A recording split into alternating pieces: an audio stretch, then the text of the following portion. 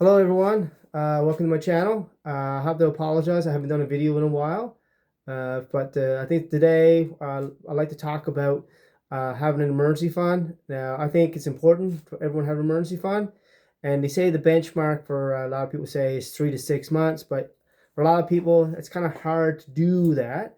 So, but you got to have some emergency money or a means to pay for something if something comes up, because life does happen.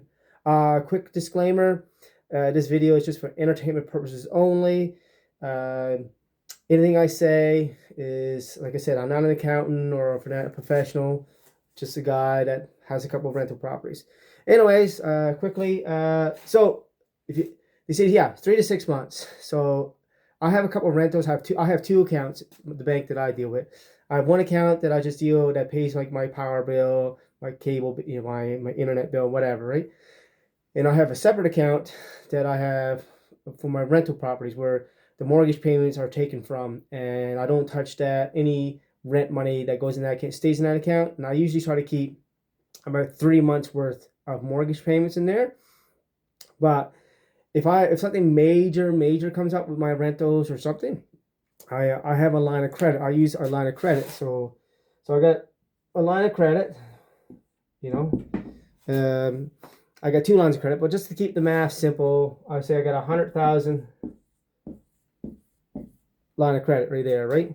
You know, so if something comes up, say, I don't know, a roof goes on one of my rentals, I got that I can use. So say a roof goes, that cost me what, $20,000. That leaves me 80.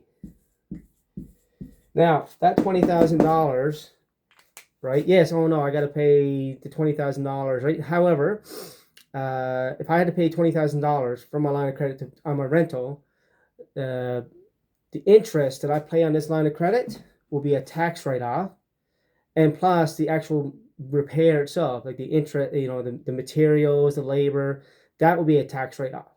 And so what I would do to eliminate this $20,000, next time that I would have a mortgage renewal on one of my properties, I would do a cash out refinance and pay off my line of credit.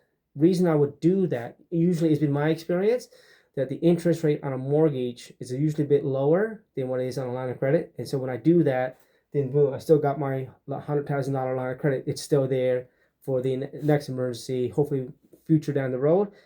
Now, that's one way of doing it. Right. Another thing that I'm just starting to do, like I recently, about a year and a half ago, I built a backyard suite in my backyard, and I did have a tax-free savings account, and I had about $30,000 there, and I emptied it out pretty much to build this thing, to build it. So I started another tax-free savings account with Wealthsimple, but now I'm not endorsing Wealthsimple, but it's been good to me, but I'm not endorsing them.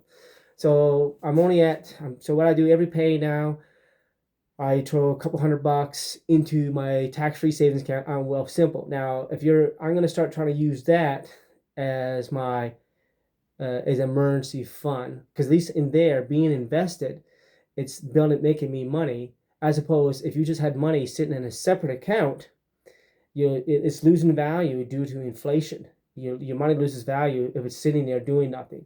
Now, what I'm doing for my emergency money in my tax-free savings, and just investing in money in funds, equity traded funds that are very safe, that are very well known, have a history, stuff like that, right? So that's basically what I'm doing. I'm not going to recommend what funds for you to invest in, but that's kind of what I do for my emergency money. Anyways, if you like this little video of mine, you can leave me a like, a comment, share it, and subscribe. That would be great. I hope everyone has a nice day. Thank you for watching my little video, everyone.